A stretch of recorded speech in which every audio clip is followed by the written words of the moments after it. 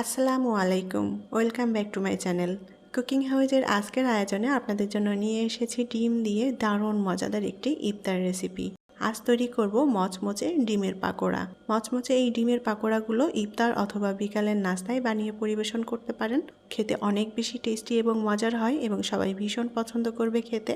তৈরি করাও খুবই সহজ, ঘরে থাকা মশলা দিয়ে খুব অল্প সময়ের মধ্যে এই ডিমের পাকোড়াগুলো তৈরি করে নেওয়া যায়। তাহলে চলুন কিভাবে মচমচে ডিমের পাকোড়া তৈরি করি সেটা দেখে নেই।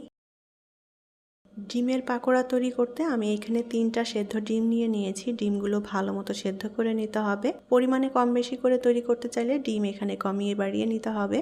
এখন এই ডিম 3টা আমি কেটে নেব। ডিমটা আমি ছোট টুকরো করে কেটে নেব। এটা আপনাদের পছন্দ মতো সাইজ করে কেটে নিতে পারেন। প্রথমে ডিমটাকে দুভাগ করে আমি ডিমের ভেতরের কুসুমটা আলাদা করে রাখছি। এখন ডিমের এই সাদা অংশটাকে আমি ছোট ছোট টুকরো করে কেটে নেব। ডিমের পাকোড়া বিভিন্নভাবেই তৈরি করা যায়, তবে আজকে আমি যেভাবে এই ডিমের পাকোড়াটা তৈরি করব, এই ডিমের পাকোড়াটা তৈরি করা খুবই সহজ। অল্প উপকরণ দিয়ে কম সময়ের মধ্যে এই ডিমের পাকোড়াটা তৈরি করে নেওয়া যায়। আমি ডিমের সাদা অংশটাকে এভাবে ছোট ছোট টুকরো করে কেটে নেব। আমি সবগুলো ডিমের সাদা অংশ এভাবে ছোট টুকরো করে কেটে নিয়েছি আর কুসুমটা এভাবে আলাদা করে রেখেছি। এখন এর মধ্যে দিয়ে দেব পেঁয়াজ কুচি। আমি এখানে 1.5 কাপ পরিমাণ পেঁয়াজ কুচি নিয়েছি। পেঁয়াজের পরিমাণটা এখানে বেশি দিলে খেতে ভালো লাগবে। এখন এর মধ্যে দিয়ে দেব 1/2 চা চামচ পরিমাণ আদা রসুন বাটা। কাঁচামরিচ দিয়ে দেব। আমি এখানে 2টা কাঁচামরিচ মিহি কুচি করে নিয়েছি। আর দিয়ে দেব পরিমাণ মতো লবণ এবং কিছুটা শুকনো মরিচের গুঁড়া। টালা জিরার গুঁড়া দিয়ে দেব আর দিয়ে দেব হলুদ গুঁড়া। আর এখন নিয়েছি ম্যাগির ম্যাজিক মশলা। এই ম্যাগির ম্যাজিক মশলাটা দিলে অনেক বেশি টেস্টি হয় এই পাকোড়াটা খেতে। ম্যাজিক মশলা যদি না থাকে এর পরিবর্তে চাট মশলা ব্যবহার করতে পারেন। আর দিয়ে দেব ধনেপাতা কুচি।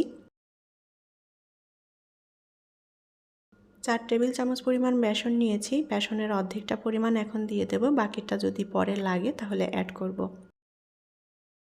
এবার দিয়ে দেব একটা ডিম। মিশ্রণটা মাখাতে এখানে কোনো পানি দেব না, পানির পরিবর্তে আমি ডিমটা ব্যবহার করছি। তবে এখানে যদি এই ডিমটা কেউ না দিতে চান এর পরিবর্তে পানি দিয়ে মেখে নিতে পারেন। এখন খুব ভালোভাবে আমি ডিমের মিশ্রণটা মেখে নেব।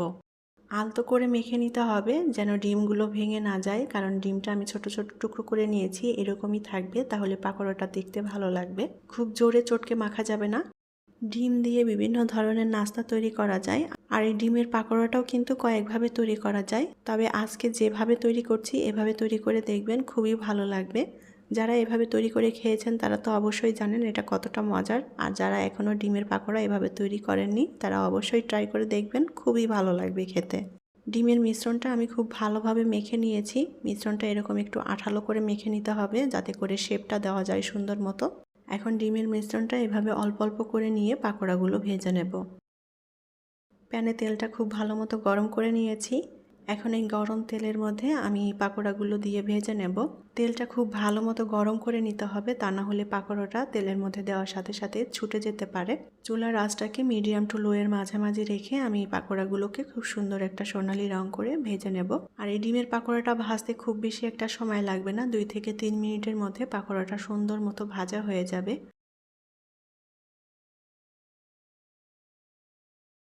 পাকোড়াগুলো এপিট ওপিট করে উল্টে দিয়ে আমি খুব সুন্দর একটা সোনালি রং করে ভেজে নিয়েছি।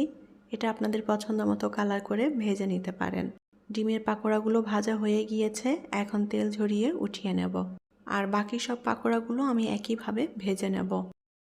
তৈরি হয়ে গেল ডিম দিয়ে দারুণ মজাদার এবং টেস্টি মচমচে ডিমের পাকোড়া।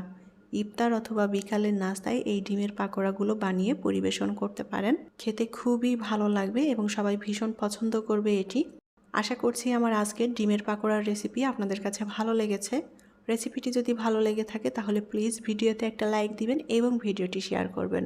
আর এরকমই সব মজার মজার রেসিপি পেতে চ্যানেলটি সাবস্ক্রাইব করে সাথে থাকবেন। পরবর্তী রেসিপি দেখার আমন্ত্রণ জানিয়ে আজকের মতো বিদায় নিচ্ছি। অনেক অনেক ভালো থাকবেন সবাই।